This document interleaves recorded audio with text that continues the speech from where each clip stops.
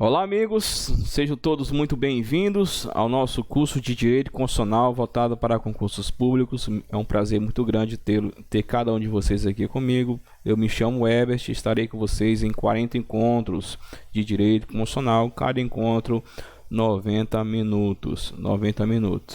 O objetivo das 60 horas é justamente trazer todos os aspectos interessantes, pontuais, para a tua aprovação naquele grande dia, naquele domingo, que será com certeza um divisor de águas para cada um dos senhores e senhoras, tá? Então vamos lá, Direito Constitucional na veia, e eu tenho certeza que você vai se apaixonar por essa disciplina, e eu tenho certeza que você vai ensinar outras pessoas também acerca da matéria, ok?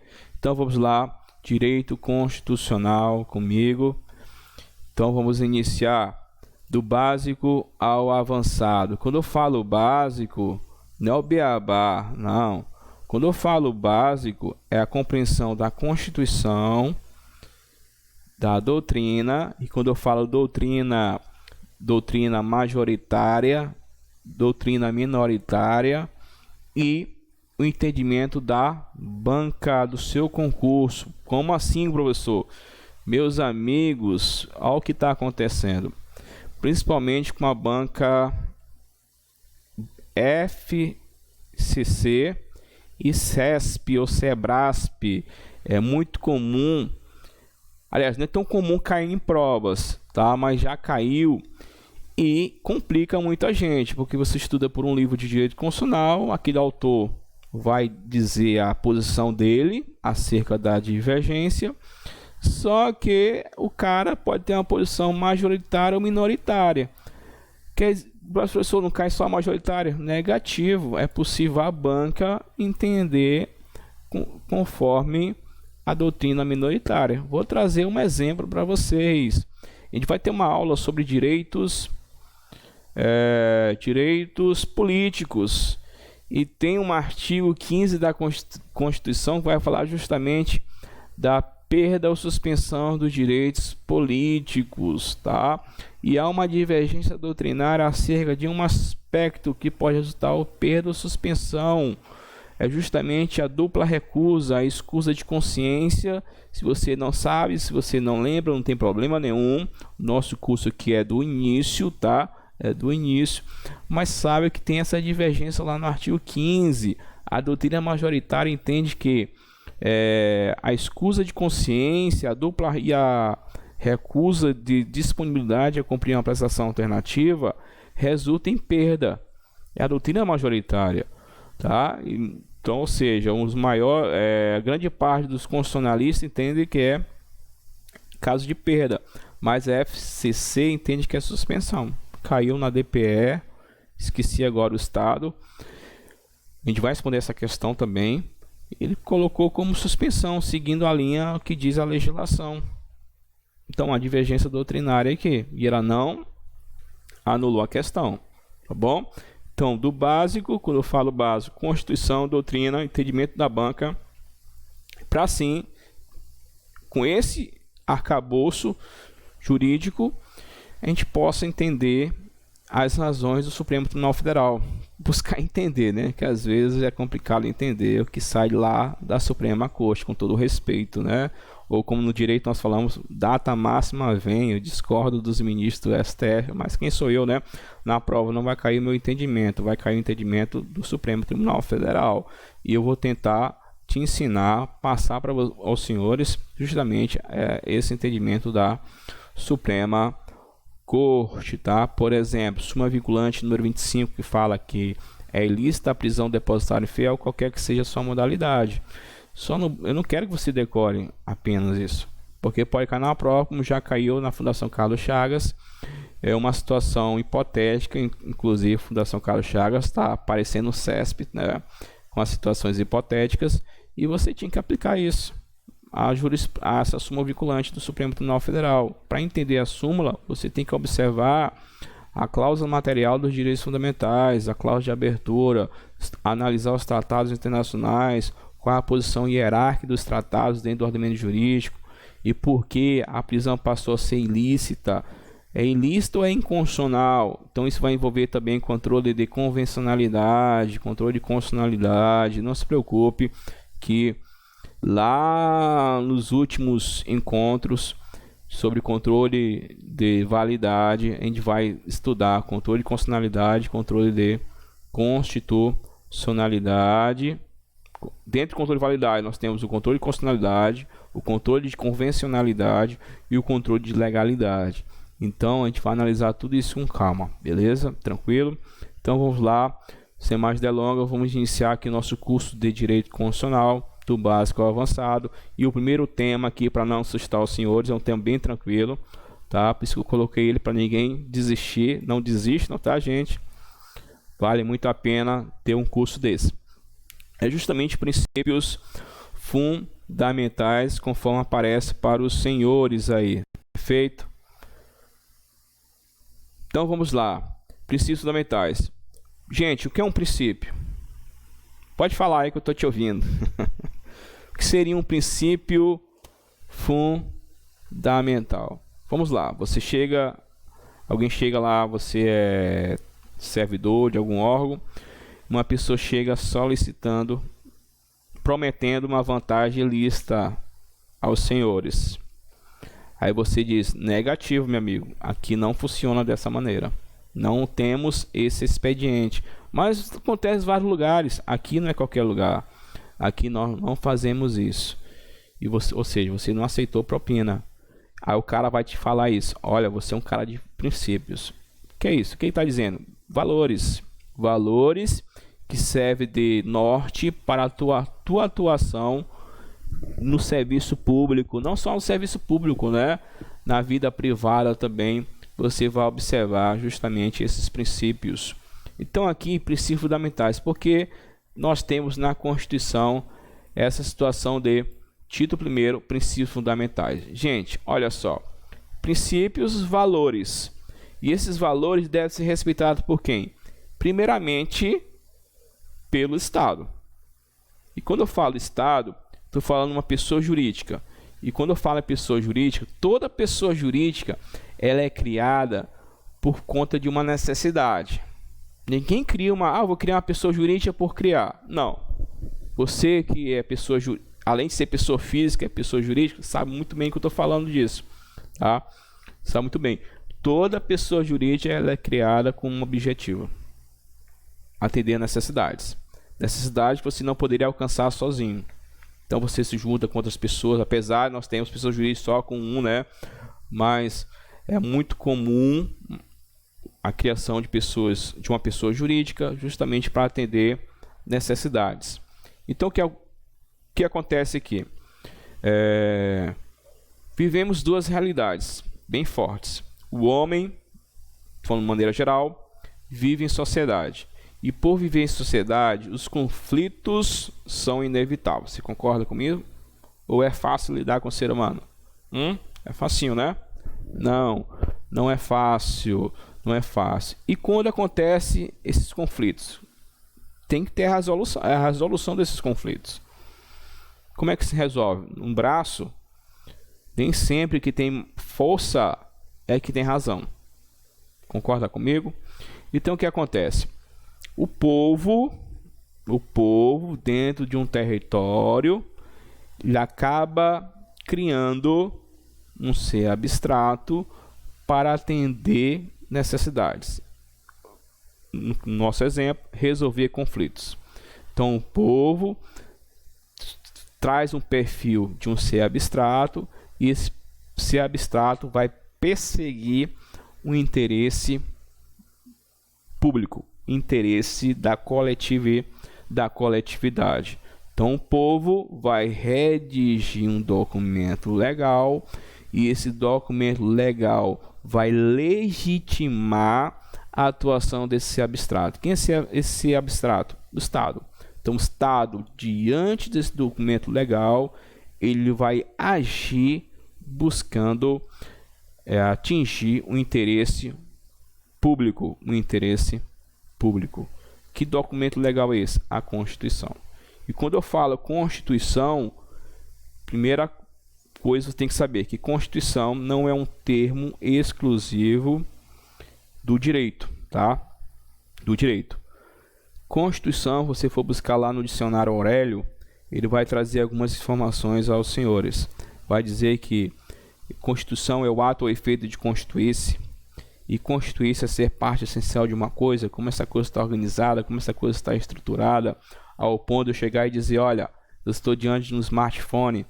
Por que eu estou diante de um smartphone? A sua Constituição. Tá bom? Se para tudo eu posso perguntar a Constituição, por que não perguntar a Constituição do Estado brasileiro? Quando eu pergunto a Constituição do Estado brasileiro, estou perguntando aos senhores justamente a sua composição, a sua peculiar maneira de ser, como ele está organizado, estruturado, ao ponto de eu chegar e dizer, ó, estou diante de um Estado. Como é que eu posso chegar a dizer isso? Através da sua Constituição. Pois bem, o povo vai redigir um documento legal que vai legitimar a atuação do Estado. E o Estado, ele passa a ter vida, uma vida jurídica. E essa vida jurídica vai ser desempenhada para alcançar aquilo que está no diploma legal, na Constituição. Então o Estado, ele não tem fim em si próprio. Ele é criado para perseguir algo. Ele sempre vai buscar o interesse público. O interesse público. E nessa atuação, interesse público, o Estado, ele tem que desenvolver essa busca sempre com uma atuação compatível com os princípios. No caso aqui, por isso que a Constituição fala, princípios fundamentais. São princípios que servem como valores essenciais para a atuação do nosso Estado brasileiro. O Estado sempre, na sua atuação, todos os dias, deve pautar a sua atuação respeitando os princípios fundamentais e valores. Tá bom? Os valores. Mas sabemos que o Estado é uma pessoa jurídica. Então, eu não tenho como tocar numa pessoa jurídica. Como é que ele vai materializar isso? Através dos agentes. Aí você tem a matéria lá em administrativa, que é uma matéria empolgante, né? Você estuda agentes públicos. Você vai estudar a classificação dos agentes públicos, pessoas físicas. Então, as pessoas físicas que exercem a função, materializam do Estado, eles devem respeitar os princípios fundamentais, tá bom? Fundamentais. Então, perfeito. O Estado, ele vai perseguir o bem comum. E o Estado, ele vai agir, segundo a nossa Constituição, dentro dos princípios fundamentais, através de 3 funções. Vou passar aqui aos senhores, tá bom? Eu volto já. Vou passar aqui, cadê? Tá aqui, ó. Passou, voltou. Funções: executivo, legislativo, judiciário. As 3 funções básicas que todo Estado possui. No caso, o Estado brasileiro também possui.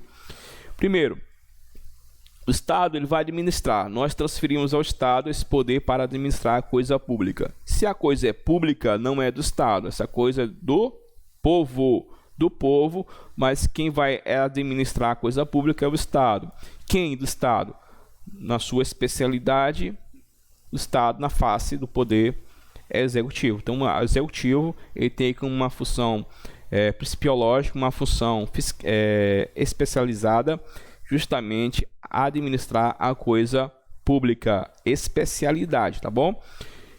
Outra coisa, o Estado, ele foi criado para observar comportamentos. Como eu falei, o homem vive em sociedade e essa viver em sociedade pode surgir o que? Conflitos. Então o Estado, ele vai observar os comportamentos humanos e ele pode dizer, olha, tal comportamento não é legal. Então esse comportamento, vou pegar esse comportamento, vou colocar dentro de uma gaveta e nessa gaveta eu vou chamar de direito. Então eu vou normatizar esse comportamento. Como assim? Vou normatizar e ele vai deixar de ser apenas um comportamento. Vai passar a ser uma norma jurídica. Exemplo, matar alguém. Homicídio é um comportamento, matar alguém. Então, matar alguém é uma conduta incriminadora proibitiva e que se quem praticar essa conduta ou tentar praticar homicídio, vai responder pela legislação perante o Estado. Então, observe mais uma face do poder do Estado. O Estado vai inovar no ordenamento jurídico, vai observar os comportamentos, vai criar leis, tá? E também fiscalizar por meio de controle externo. A gente vai estudar isso aí, tá bom? E por fim, nós temos o judiciário. O judiciário vai aplicar ao caso concreto também a legislação aplicável a uma situação concreta. A gente vai estudar isso direitinho, tá, gente? O judiciário, o legislativo e o executivo. Esse meu primeiro contato com os senhores é justamente para a gente ter uma visão geral, dos princípios fundamentais, tá bom? E perceba que eu falei normas jurídicas. E nós podemos classificar as normas jurídicas em normas jurídicas, princípios e normas jurídicas, regras, tá? Regras. E o que nós estamos analisando aqui, as normas jurídicas, princípios. O que diferencia princípio de regra? Que princípio, meu amigo, minha amiga, é algo mais abstrato. Regra é mais específico. Vou trazer um exemplo bem próximo da gente. Existe o princípio da publicidade. Os atos têm que ser públicos, aquelas coisas. E existe a regra da publicidade. Publicidade como regra. Exemplo, prefeito do município X, ele vai fazer publicidade de uma obra realizada pelo município. Ele não vai colocar no outdoor sua autopromoção, vai dizer, ó, o prefeito tal fez isso. Ele tem que colocar prefeitura, não pode ter, por exemplo, autopromoção. Ah, professor, mas não é isso que acontece, não. Mas aqui nós temos que levar o DVC, se é outros 500, tá bom? Então aí é uma regra destinada à autopromoção, não pode, né, utilizar de realizações, ou estou utilizando verba pública para me autopromover, então não posso fazer isso. Tranquilo, gente? Então nós temos aqui essas três faces das funções estatais: executivo, legislativo e o judiciário. Só que eu falei, não sei se você prestou atenção, cada um tem uma especialidade, não uma exclusividade. Por quê? Você está aqui estudando para passar um eventual concurso público, fazer um concurso público X e lograr êxito, né, ser aprovado. Concurso público é uma atividade administrativa, tá? Quer dizer que só o executivo pode realizar atividade administrativa? Não, o judiciário pode, porque temos concursos públicos no Poder Judiciário, no âmbito estadual, federal. Nós temos concursos públicos na área do legislativo, né? Legislativo federal, estadual, municipal. Então, perceba bem, o que há aqui é uma especialização no desempenho das funções estatais e não uma exclusividade. Então, é interessante você anotar isso. No desempenho das funções estatais, há uma especialização e não uma exclusividade. Tudo bem? Então, nós temos aqui justamente a separação dos poderes, que eu vou falar mais na frente também do artigo 2º. Vamos falar logo agora, né? Poderes. Olha só, o Estado, nós vivemos em um Estado onde há um império da lei, tá bom, gente? O império da lei. O Estado, ele tem legitimidade para atuar, agir, mas dentro da legalidade, da legalidade. Então, por aspecto da legalidade, o que pode acontecer? Um sistema de controle entre os poderes. Vou trazer um exemplo, tá? Perceba bem. Câmara Municipal de São Luís edita uma lei sobre um tema que a Constituição diz que é da União. A gente vai estudar isso, a organização do Estado, tá? O Estado, vivemos um Estado federal, onde há várias partes integrantes. Há uma descentralização política, a União, o Estado, o Distrito Federal, os municípios. Cada um tem autonomia. Autonomia, por exemplo, na criação de leis. Só que tem um problema. Eu posso criar leis dentro daquilo que está previsto na Constituição. Então, a Câmara Municipal de São Luís não pode editar uma lei de iniciativa de um outro ente. Então, por exemplo, a Câmara Municipal de São Luís não pode editar uma lei sobre o tempo de tolerância em estabelecimentos. Então você vai ao shopping, você puxa aquele papelzinho, né? Aquele papelzinho, ali você está firmando um contrato. Não tem lá a tolerância? Então, a Câmara Municipal está legislando sobre a tolerância em estacionamentos. Pode fazer isso? Não. Como assim não pode? Tem na Constituição? Desculpa, de forma explícita não. Mas é o que estou falando, do básico ao avançado. O que acontece? Quando você puxa aquele papelzinho, você está firmando um contrato com aquela empresa privada. E contratos está dentro de um direito que é o direito civil. Aí sim, a Constituição fala direito civil, competência da União. A gente vai estudar tudo isso, tá, gente? Então, compete à União legislar sobre direito civil. E dentro do direito civil tem uma parte dos contratos. Então, quem pode legislar sobre isso? A União. Então, o município não poderia. Aí vai ter o quê? O sistema de controle. Quem vai exercer esse controle? O Poder Judiciário. O Poder Judiciário vai exercer esse controle sobre a atuação do Poder Legislativo Municipal. Declarar a lei inconstitucional. Tudo bem?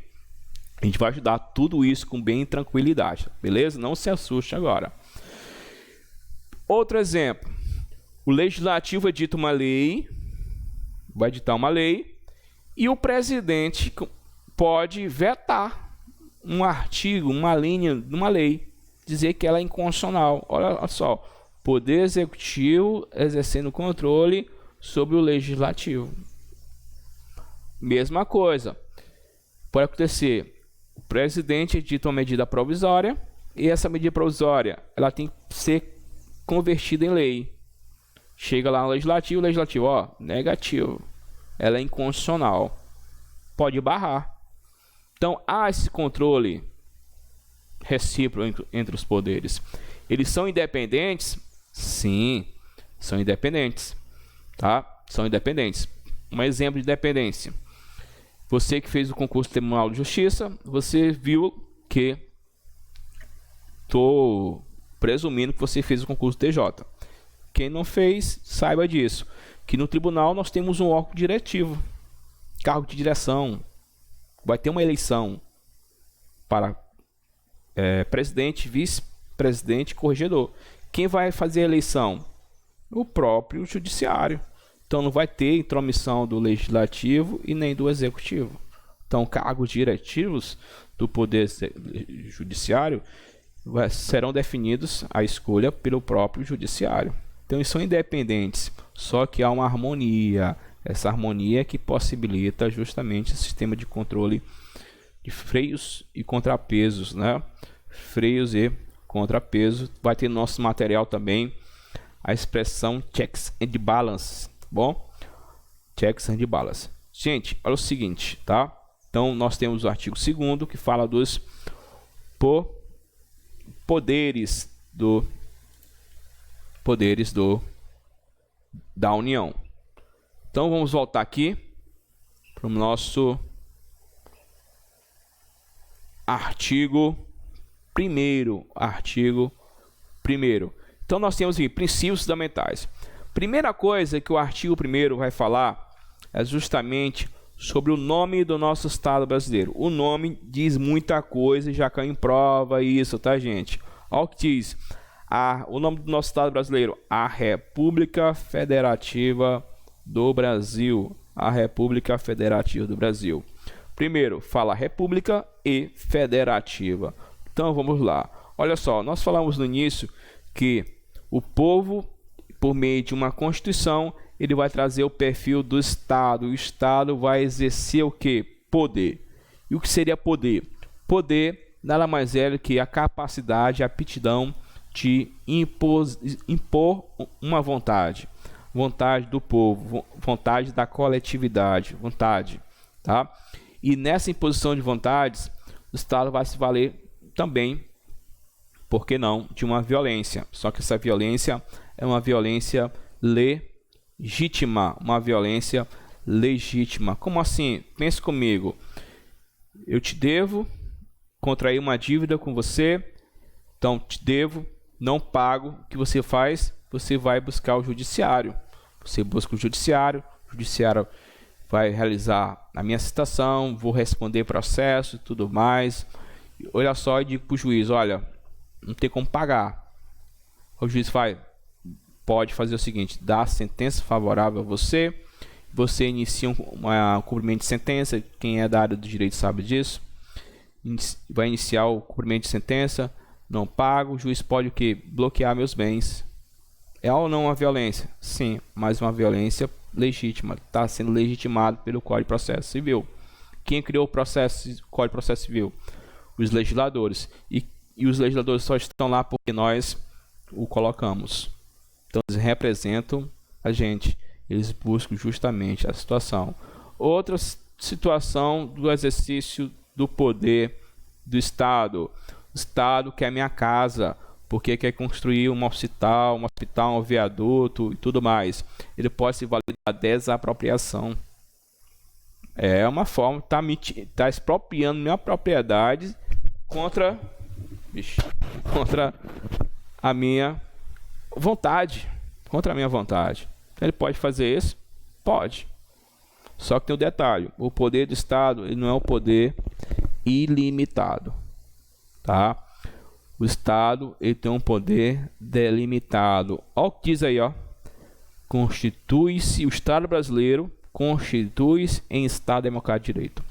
O que é Estado de direito? É um Estado de cujos poderes são limitados pelo direito. Então vivemos sob a égide do império da lei.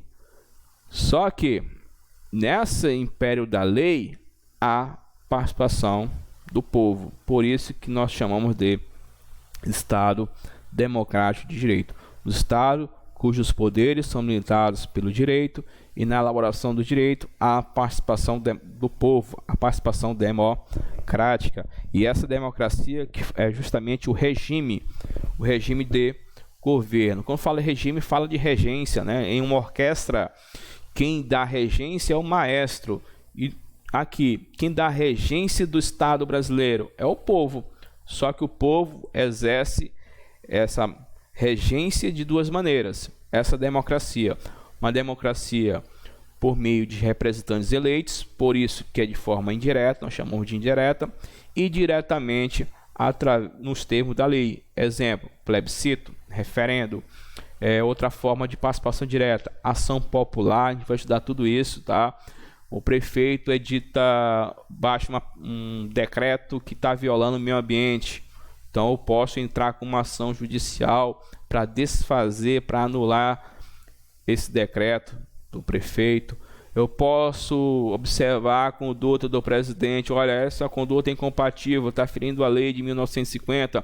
Eu, como cidadão, posso ingressar com ação do impeachment, né? Pedir o impedimento do presidente. Então são formas de participações. Só que o que mais acontece usualmente é a forma indireta. Por isso que nós dizemos que nós vivemos uma democracia semidireta. O que é semidireta?